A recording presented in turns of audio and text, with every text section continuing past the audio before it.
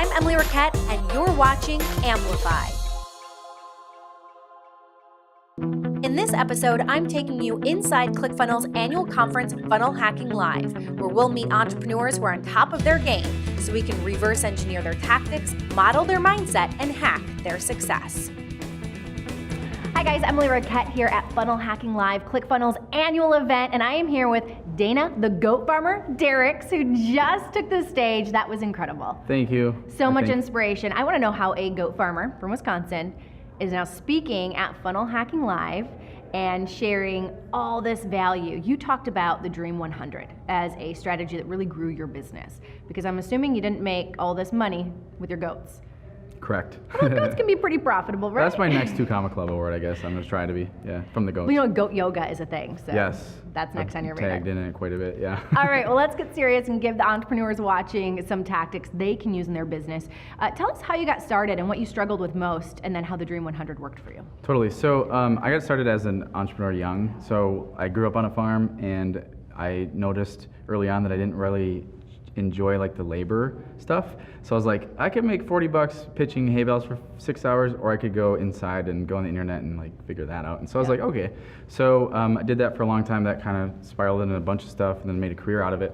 And for the last decade, like it's just been up and down until like the last 2-3 years has just been like explosive. And the reason for that is like I always had good offers, and I always had like good stuff, but I just wasn't able to get the right or even the correct amount of volume or the correct like eyeballs on it. So I was always struggling with like traffic.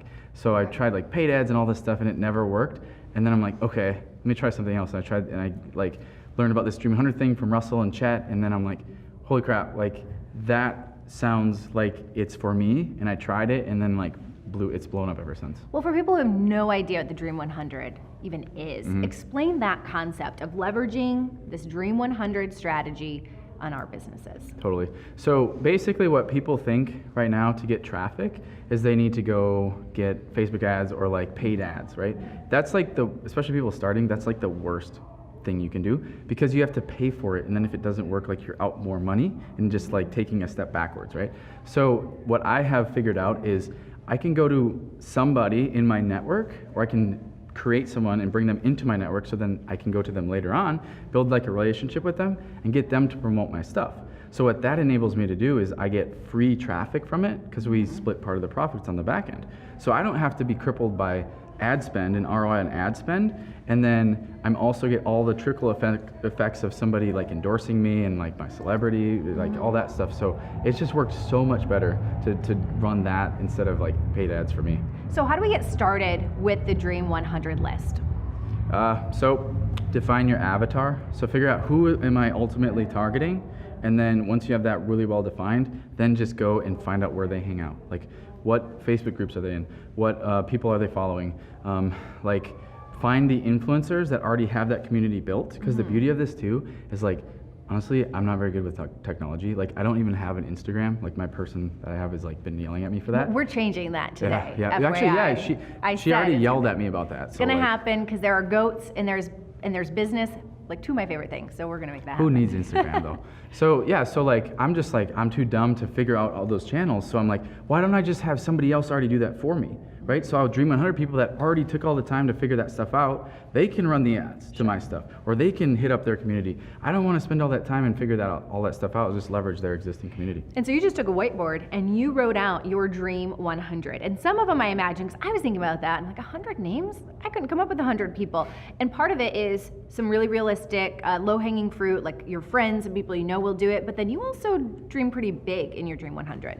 Absolutely. So I tell like quick story like on that. So you just heard my football scholarship story, which was cool and all that. The part that I didn't have time to tell is like I ended up going to a small school, and I regret it because I listened to that doubt in my head, like, you know, Alabama, LSU, Texas, like they'd never ever recruit me, right? So I didn't even try. I didn't even go after them, and I regret that to this day still.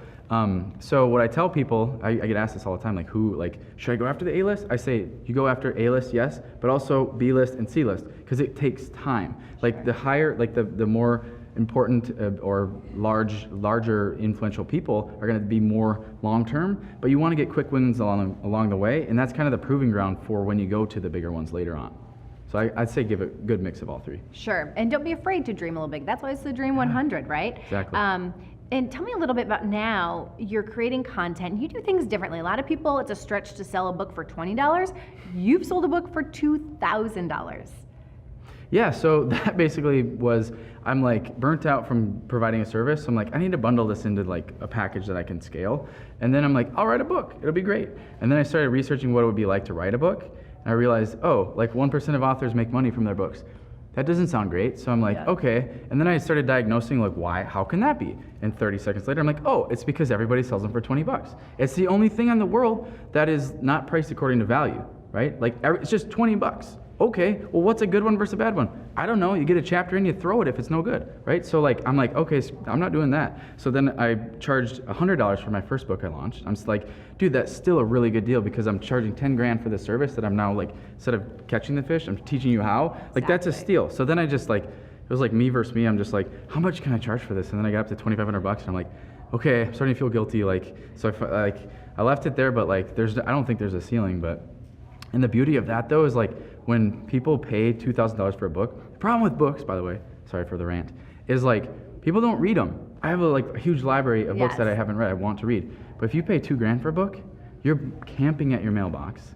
And the time it gets, you're like, cancel all the plans, it's here, read through it, you inhale it in one sitting. You've got your color-coded highlighters, you are just diving in. You're like, I'm not even gonna leave this thing at the gym because somebody might steal that thing that's $2 grand in there, like it's worth more than my phone and everything else combined in there. And then, so you read it, and then more importantly, you implement. Because if you don't, you're out $2 grand. So it's like the best thing ever. I don't know why everyone doesn't do it. Yeah, it's brilliant, and you're looking sharp, but at the end of the day, we're still at our roots, right? Oh yeah, never too proud. Still a goat farmer. Yes.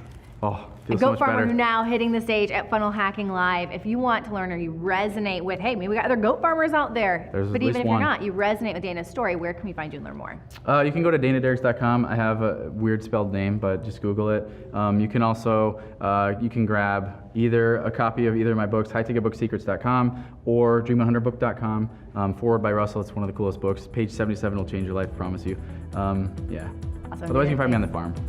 Goats.